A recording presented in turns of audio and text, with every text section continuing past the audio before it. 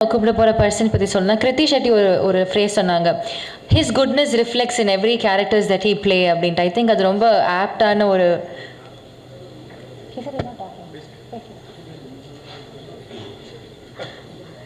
So அது மாதிரி ரொம்ப ஆப்டான ஒரு விஷயம் அது. அவரோட சம்வேர் ஹிஸ் குட்னஸ் எல்லா கேரக்டரையும் ரிஃப்ளெக்ட் ஆகுறதுனால தான் ஒவ்வொரு படத்துலையுமே வந்து அவ்வளோ ஒரு நுவான்சஸ் ஆட் பண்ணி நம்மளை வந்து கொண்டாட வைக்கிற ஒரு விஷயத்தை வந்து பண்ணிகிட்டே இருக்காரு. Some magic, some charisma is there in his performance. And என்ன விஷயம் பண்ணாலும் நான் சத்யராஜ் சார் சொன்ன மாதிரி தான் ஒரு வெர்சிட்டாலிட்டி வந்து he is also got in his self. ஒவ்வொரு கேரக்டர்லையும் he fits like a glove. ரொம்ப அழகாக, ரொம்ப கன்விக்ஷனோட சூப்பராக பர்ஃபார்ம் பண்ணுற ஒரு பர்சன். உள்ளே இருக்கிற அந்த குட்னஸ் ஒவ்வொரு கேரக்டர்லேயே வந்துட்டே இருக்குது அப்படின்றதுனால it just adds more value. Wine gets richer with time அப்படின்னு சொல்லுவாங்க. அந்த மாதிரி அவர் ஸ்டார்ட் பண்ண டைம்லேருந்து இன்றைக்கி ஒவ்வொரு படங்கள் பண்ண அவருடைய ஆக்டிங் ஸ்கில்ஸ் வந்து மெருகேறிட்டே இருக்குது. அண்ட் நம்மளுக்கும் அவர் மேலே இருக்கிற பாசமும் அன்பும் அதிகமாகிக்கிட்டே இருக்குது. ஸோ திஸ் வாத்தியார் is gonna be a huge sure short success and we will love you even more. Thank you so much for giving us beautiful films all throughout. ஒரு சில வார்த்தைகள் from you sir.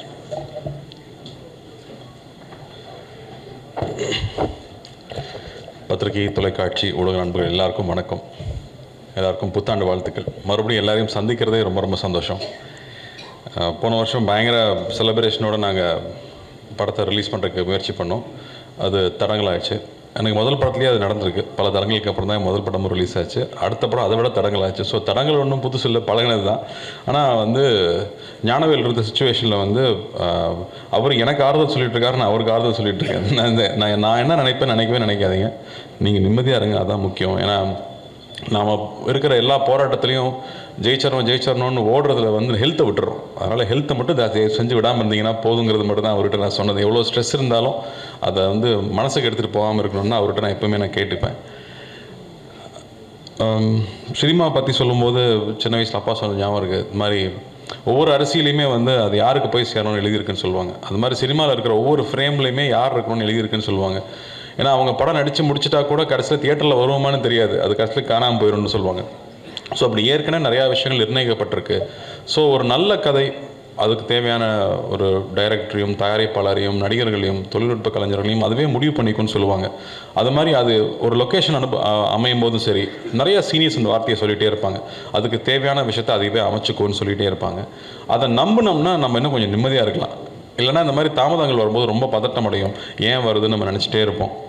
பட் அதை நம்பும்போது நிச்சயமாக அது ஒரு plan பண்ணி அது இப்போ தான் வரணும்னு நினச்சி வருது அப்படிங்கிறது புரிஞ்சுக்கிட்டோம்னா நாம் வந்து கவலை இல்லாமல் நம்ம கையில் இல்லாத ஒரு விஷயத்துக்காக நம்ம வருத்தப்படாமல் நிம்மதியாக இருக்க முடியும். அந்த வகையில் இந்த படம் ஒரு பெரிய தாமதத்துக்கு அப்புறம், பெரிய போராட்டத்துக்கு அப்புறமா இன்றைக்கி வந்து சேர்ந்துருக்கு. ஞானவேல் சொன்ன மாதிரியே நானும் நிறைய பேருக்கு ரொம்ப நன்றி கடன்பட்டிருக்கேன். முக்கியமாக அண்ணாக்கு அவ்வளோ பெரிய சப்போர்ட்டாக இருந்து இந்த படம் ரிலீஸ் ஆகிறதுக்கு பெரிய உதவியாக இருந்திருக்காரு. அதே மாதிரி ஃபைனான்சியர்ஸ், டிஸ்ட்ரிபியூட்டர்ஸ், எக்ஸிபிட்டர்ஸ், நிறையா டெக்னீஷியன்ஸ். ஏன்னா வந்து ரிலீஸ் நெருங்க வந்து எல்லாருமே டபுள் த டைம், ஒரு 48 hours 50 hours வந்து தூங்காமல் வேலை செய்ய வேண்டியது இருந்துச்சு அந்த படத்தை கொண்டு வந்து சேர்க்கறதுக்கு. ஸோ எல்லா தொழில்நுட்ப கலைஞர்களுக்கும் இந்த டைமில் நான் என்னோடய நன்றியை தெரிவிச்சுக்கிறேன். நலன் ஏன் இங்கே இல்லைன்னு கேட்டிங்கன்னா, அவர் திருவண்ணாமலையில் கோயில் சாமி கும்பிட்டுருக்காரு. நல்லபடியாக எந்த தடங்களும் இல்லாமல் படம் ரிலீஸ் ஆகி வெற்றி பெறணுங்கிறதுக்காக ஒரு கோயிலில் உட்காந்துருக்காரு. அண்டு நலன் வந்து எல்லாருக்குமே ரொம்ப பிடிச்ச டைரக்டராக இருக்கார். ஆர்டிஸ்ட்க்கு மட்டும் இல்லை, டைரக்டர்ஸ்க்கே பிடிச்ச ஒரு டைரக்டராக இருக்கார். அவர் இந்த கான்செப்ட் கொண்டு வரும்போது நான் ஆடியோ ஃபங்க்ஷனே பேசியிருந்தேன். ரொம்ப பயமாக இருந்துச்சு, இந்த கேரக்டர் எடுத்து பண்ணுறதுக்கு வந்து ஒரு தனி ட்ரைனிங் வேணும்.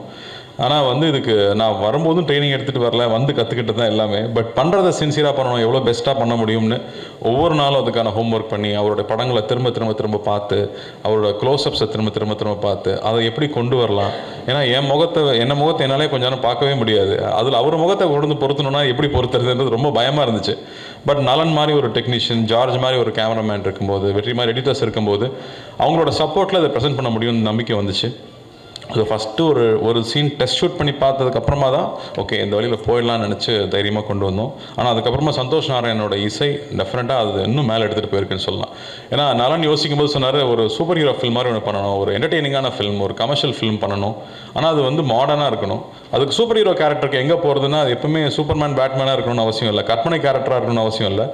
நம்ம சொசைட்டிலேயே வந்து சூப்பர் ஹீரோஸ் இருந்திருக்காங்க. எம்ஜிஆர் அவர்கள் பார்த்தா அவர் ரியல் லைஃப்லேயும் சரி, ஸ்க்ரீன்லேயும் சரி ஒரு மாஸ் ஹீரோவாகவே இருந்திருக்காரு. அவ்வளோ விஷயங்கள் வந்து எதிர்பார்க்க முடியாத விஷயங்கள், மனிதநேயம் மிக்க விஷயங்கள் பண்ணிகிட்டே இருந்திருக்காரு.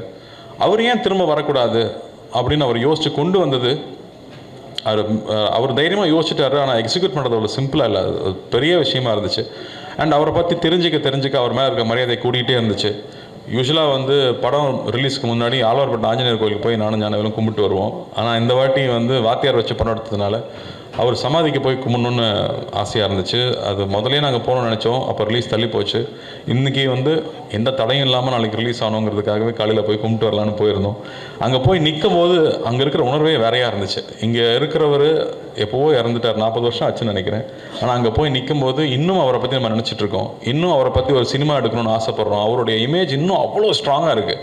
அங்கே போய் அவரை கும்பிட்டுட்டு வரும்போது அதில் இருக்கிற உணர்வே வேறு. எனக்கு தெரிஞ்சு நிறையா விஷயங்கள் சேர்ந்து வந்து அமைஞ்சதுக்கு அவரோட பிளெஸிங் நிச்சயமாக இருக்குன்னு நான் நம்புகிறேன். ஸோ இந்த படம் பொங்கலுக்கு ரிலீஸ் ஆகுது. ரொம்ப வருஷத்துக்கு அப்புறமா எனக்கு ஒரு பொங்கல் ரிலீஸுங்கிறது எனக்கு ரொம்ப ரொம்ப சந்தோஷம். அந்த படம் குழந்தைங்களோட பார்த்து என்ஜாய் பண்ணக்கூடிய ஒரு ஜாலியான படம் தான் அது. அதில் சாங்ஸும் ஃபைட்டும் காமெடியும் எல்லாம் மிக்ஸ் ஆகிருக்கு. ஸோ நிச்சயமாக நலனுடைய ஃபேன்ஸுக்கும் சரி, பொங்கல் செலிப்ரேட் பண்ணணுன்னு வரவங்களுக்கும் சரி ரொம்ப எக்ஸைட்டிங்காக இருக்கும்னு நம்புகிறேன். அது சந்தோஷம் வந்து அதை இன்னும் ஒரு அழகான எக்ஸ்பீரியன்ஸாக மாற்றிருக்காரு. அவருக்கும் என்னுடைய நன்றியை தெரிவிச்சுக்கிறேன். ஹீரோயின் தட்டுப்பாடு இருக்குன்னு தமிழ் சினிமாவில் சொல்லிட்டு இருக்கும்போது நாங்கள் ஒரு நல்ல ஹீரோயினை இன்ட்ரடியூஸ் பண்ணுறோங்கிறதுல ரொம்ப ரொம்ப பெருமை. அவங்க ஏற்கனவே இன்ட்ரடியூஸ் ஆன ஹீரோயின் பயங்கர டேலண்டட். ஒவ்வொரு கேரக்டர் பண்ணும்போது அவ்வளோ ஹோம் ஒர்க் பண்ணி வந்து ஒர்க் பண்ணுறாங்க. ஸோ அந்த மாதிரி சின்சியராக இருக்கிறவங்க பார்த்தாலே ரொம்ப ரொம்ப பிடிக்கும். ஏன்னா ஒர்க்குக்கு வரும்போது அதை என்ஜாய் பண்ணி பண்ணுறவங்க இருக்கும்போது தான் அந்த சீன் இன்னும் டெவலப் ஆகிட்டே இருக்கும். ஸோ அவங்களுக்கு என்னுடைய வாழ்த்துக்கள். இந்த படம் அவங்களும் ரொம்ப நாளாக வெயிட்டிங், ஒரு படம் ரிலீஸ் ஆகிறதுக்காக ரொம்ப நாளாக வெயிட்டிங். கொஞ்சம் தட்டுனோன்னா அழுதுருவாங்க, அந்தளவுக்கு அவங்க வந்து ஒரு பதட்டத்திலேயே இருக்கிறாள். ஸோ அவங்களுக்கும் இந்த படம் பெரிய வெற்றி அமையணும்னு நான் ஆண்டவனை வேண்டிக்கிறேன். சத்யராஜ் மாமா வந்து சொல்லிகிட்டே இருந்தார், கார்த்தி நீ இருக்கிறதுனால நான் அந்த படத்தை மன்னிச்சு விடுறேன்னு சொன்னார். ஸோ உண்மையாக சொன்னோமா நான் பக்தியோடு தான் பண்ணியிருக்கோம். ரொம்ப ரொம்ப ரொம்ப சின்சியராக பக்தியாகவும் அவரை வந்து ஒரு டெமி காட் மாதிரி தான் பார்த்து அவர் ஸ்க்ரீனில் கொண்டு வந்திருக்கோம் அப்படின்னு நான் உங்களுக்கு உத்தரவாதம் கொடுக்க முடியும்னு நினைக்கிறேன். ஏன்னா அங்கே ப்ரொடியூசரோட அப்பாவும் வெயிட் பண்ணிட்டு இருக்காரு, என்னடா எடுத்து வச்சுருக்கீங்க பார்க்கணுன்ற மாதிரி. ஸோ நிச்சயமாக தைரியமாக உங்களுக்கு காட்டலாங்கிற ஒரு தன்னம்பிக்கை எங்களுக்கும் இருக்குது. ஆனந்த் சார் நன்றி. கிரண் சார், எவ்ரிடே செட்ஸில் வந்து நீங்கள் பண்ணுறது வந்து அவ்வளோ ரசிச்சிருக்கேன் நான். அந்த ஆர்ட் டெக்கார்னு சொல்லுவாங்க, அது என்னென்னு நான் அப்புறமா கூகுளில் போய் படித்து தெரிஞ்சுக்கிட்டேன். ஆனால் அதை வந்து அவ்வளோ கேஷுவலாக ஒரு செட்டில் க்ரியேட் பண்ணது பியூட்டிஃபுல்லாக இருந்துச்சு. ஐ திங்க் நீங்கள் நோட்டீஸ் பண்ணி பார்த்தீங்கன்னா தெரியும், எல்லா பேக்ரவுண்ட்ஸ் அவ்வளோ அழகாக இருக்கும். சுந்தர் சார் வந்து ஒரு நடிப்பு ஆசிரியர், அவர்கிட்டலாம் பாராட்டு வாங்குறது பெரிய விஷயம். ரொம்ப நன்றி சார் உங்கள் வாழ்த்துக்களுக்கு. அண்ட் வெற்றி, எவ்வளோ நாள் உட்காந்து செதுக்கியிருப்பீங்கன்னு தெரியும் அந்த படத்துக்கு, உங்களுக்கும் என்னோட நன்றி. And Shilpa, taking bold and unusual characters அவ்வளோ ஈஸி இல்லை, அதை எடுத்துகிட்டு பண்ணதுக்கு உங்களுக்கும் கங்க்ராச்சுலேஷன்ஸ். நம்ம வீட்டில் சம்டைம்ஸ் ரொம்ப டல்லாக உட்காந்துருப்போம். அப்போ வந்து எல்லாம் நன்மைக்கு தான் அப்பா சொல்லுவார். நம்ம அப்போ சொல்லும்போது புரியாது, ஆனால் இப்போ புரியுது. ஸோ எல்லாத்துக்குமே ஒரு பிளான் இருக்குது. அந்த வகையில் வந்து விஜய் சார் படம் ஜனநாயகன் தாமதமாக இருந்தாலும் மிக சரியான டைமில் அது கரெக்டாக வரும்னு நான் நம்புகிறேன். அதுக்கு வந்து காலம் சரியான நேரத்தில் கொண்டு வரும்னு நான் நம்புகிறேன். ஏன்னா காலம் நிறையா விஷயங்கள் அந்த மாதிரி டிசைன் பண்ணுது. ஸோ அந்த நம்பிக்கையில் இப்போ பொங்கலுக்கு ரிலீஸ் ஆக போகிற படங்கள் எல்லா படங்களும் பெரிய வெற்றி பெறணும் அண்ட் மக்களை சந்தோஷப்படுத்தணும்னு நான் ஆண்டவனை வேண்டிக்கிறேன். நன்றி, வணக்கம். அண்ட் எப்பவும் உங்கள் அன்பு தேவை. தேங்க்யூ.